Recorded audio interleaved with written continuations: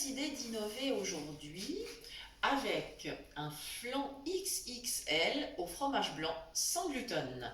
Bonjour les amis, comment allez-vous? Chez nous, tout va bien et nous voici donc pour cette nouvelle recette de dessert. L'idée nous est venue parce que une amie qui suit la chaîne avait besoin l'autre jour d'une recette pour grande famille. Voilà, c'était pour un anniversaire et elle était partie donc sur des gâteaux. Alors nous aujourd'hui, comme on a envie de faire un flan, on a du fromage blanc à utiliser, eh bien on va partir sur l'idée d'un flan qui permettra d'installer de nombreux convives autour de la table. Je dirais qu'il y en aura en tout cas pour 10 à 12 personnes, c'est un minimum, hein. Voilà, je vais vous expliquer déjà ce que j'ai fait et on va continuer la recette tous ensemble. Alors, j'ai commencé par casser 6 œufs. Voilà, vous voyez, hein, ça va être vraiment le flan grande taille. 6 œufs. Ensuite, j'ai mis, alors là, j'ai carrément pris la louche à soupe parce que sinon, on en aurait eu pour la vie des souris. J'ai mis 6 louches de fromage blanc. Voilà. Euh, Dans un pays, par exemple, comme la Suisse, on parlerait plutôt de serré, hein, serré maigre ou serré de crème. Là, ce serait un serré maigre, en fait, parce que c'est un fromage blanc qui est à 0%. Donc, vous n'avez absolument rien à craindre pour le régime. Voilà, je suis en train de prélever le zeste d'un citron avec mon petit couteau. Alors, j'aurais pu le râper effectivement. J'aime assez bien plutôt le racler comme ça avec le couteau. Je trouve que ça va plutôt bien. Mais attention, pas se couper. Donc, si vous n'avez pas trop l'habitude de le faire, prenez la râpe qui permet de prélever le zeste. Ça sera plus facile. Voilà, comme ça, on aura un bon goût de citron. Voilà, et évidemment, ça n'est pas tout. Voilà, il nous faudra du sucre. Alors, on va essayer de ne pas exagérer avec le sucre. Je pense qu'on va partir sur... on va mettre entre 5... Ouais, on va essayer vraiment de pas exagérer. Entre 5 et 7 cuillères, je verrai à la consistance ce dont j'ai besoin exactement. Ça, comme c'est la première fois que je le fais, celui-là, comme toujours, et ça vous le savez, c'est toujours mon poignet qui m'indique à quel moment il va falloir s'arrêter. Voilà, donc là, on est OK. Maintenant, j'ai envie d'avoir également le jus de mon citron. Alors, je le coupe en deux. Voilà. Et comme je suis en mode fainéante aujourd'hui, je ne vais même pas prendre le presse-agrumes. Je vais appuyer, je mets ma main en dessous pour récupérer les pépins parce que j'ai pas envie qu'ils tombent dans ma pâte. Et puis avec l'autre main, je presse le jus. Et comme vous vous en doutez, eh bien le jus s'écoule dans mon saladier. J'ai évidemment prévu un grand saladier, hein, puisqu'on fait une recette avec une quantité de pâte assez importante. Voilà, j'ai même pas eu de pépins en fait. Bon, j'appuie bien. Voilà. Puis je vais faire la même chose avec l'autre moitié. Voilà, donc ça c'est une astuce, hein. Vous pouvez le faire avec le citron sans problème, citron vert. Je vous déconseille avec l'orange par contre. Pour l'orange, il faut vraiment le presse-agrumes, hein. Pareil pour le pamplemousse, parce que sinon on s'en sort plus. Voilà, ça y est, on y est. Bon, j'aurai un bon goût de citron dans ce flan. Ah oui, j'ai quand même eu quelques pépins dans ma main. Voilà, je vais les mettre, ils iront au compost. Allez savoir, j'aurai peut-être un citronnier dans mon jardin. On verra bien. Voilà, comme ceci. Voilà, j'oublie pas de me laver les mains entre deux, ça c'est très important. Voilà, j'ai mon essuie-tout à portée de la main. Et maintenant, je vais aller chercher du sucre dans mon armoire. Voilà. Je vais m'équiper. Alors, j'espère que j'en ai assez dans le pot. Sinon, on fera une pause et on reprendra dans un instant. Alors, Alors, la cuillère à soupe. Allez, hop, hop là. Et là, on y va. Voilà, je pense que j'ai ce qu'il faut. Voilà, je dois le tasser un peu. C'est du sucre de canne. Enfin, vous connaissez les habitudes aussi. Donc, à ce niveau-là, vous savez comment je fais. 1, 2, 3, 4, 5, 6, allez, 7. Hop, voilà. On va être quand même raisonnable. Pour un flan de cette taille-là, c'est très raisonnable. Hein. On va quand même...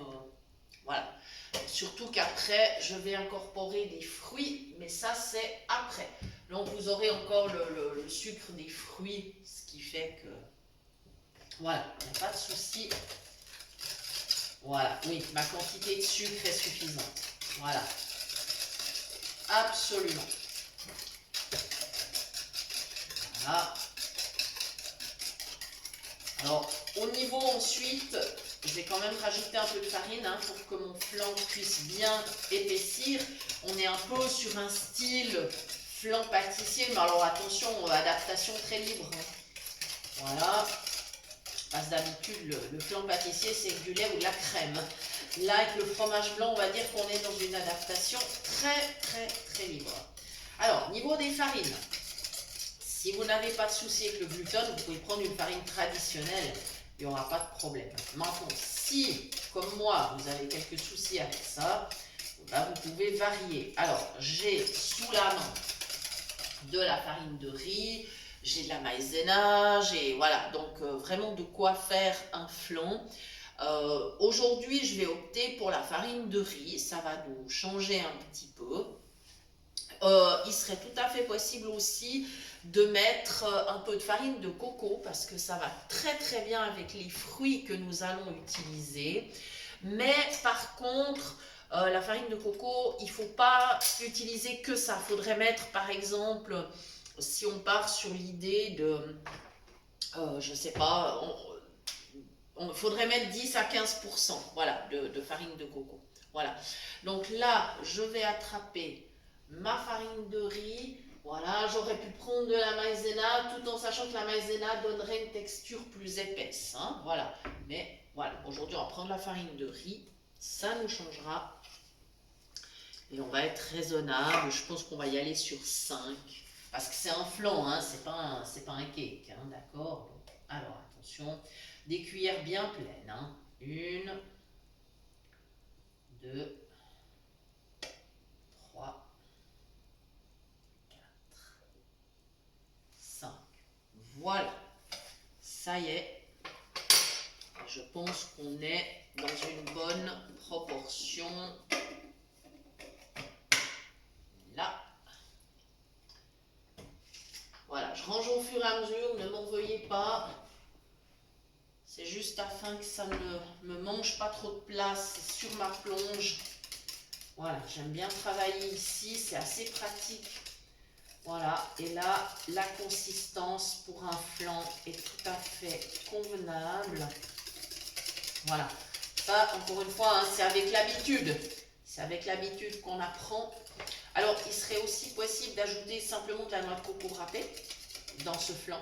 Voilà, ce serait tout à fait possible. J'en ai malheureusement pas sous la main, mais ça serait une chose possible. Voilà, donc là maintenant, je vais faire preuve d'un peu de dynamisme. Voilà, afin que tout s'amalgame bien. Voilà, donc on est sur un dessert qui est vraiment raisonnable, tant au niveau calorique qu'au niveau de ce qu'il apporte en termes de gras ou de sucre. Hein. On va dire qu'on est sur une recette IG bas, je pense qu'on peut le dire, hein, donc index glycémique bas. Voilà, parce que là avec mon fromage blanc à 0% et le peu de sucre que j'ai mis, je crois qu'on ne prend pas un risque énorme. Hein.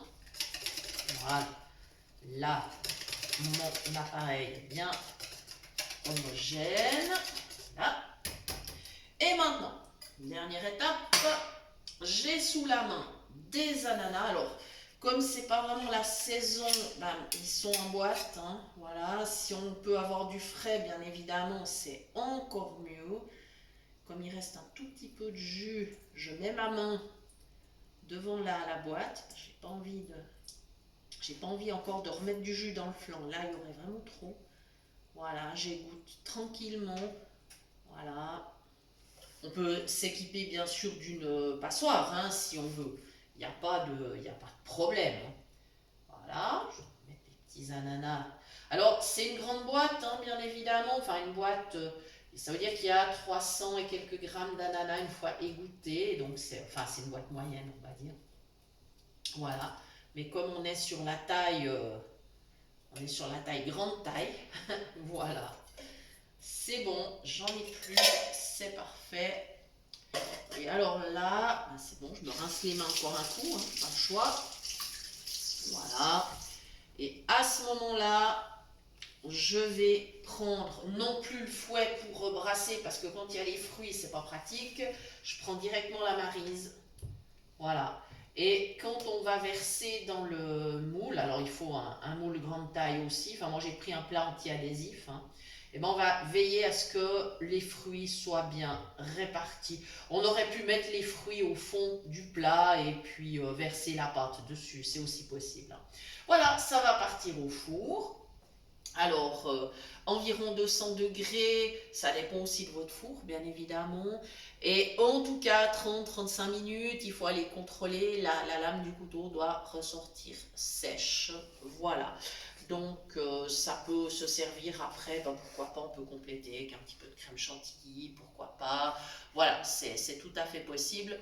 Voilà, mais on est dans quelque chose de très très très raisonnable, on va dire de diététique. Voilà les amis, je vous rappelle que vous pouvez toujours nous suivre bien évidemment également sur la page Facebook. Je remercie évidemment l'association Phoenix qui reprend toutes nos vidéos et je remercie tous les sites et autres plateformes qui nous référencent, les groupes qui nous accueillent. Et puis bien sûr, je vous rappelle que vous pouvez toujours nous écrire à l'adresse suivante, cuisinepratique@mail.ch et nous vous répondons dans les plus brefs délais. Merci de nous avoir suivis, j'espère que cette recette vous plaira et à très bientôt pour de nouvelles idées cuisine.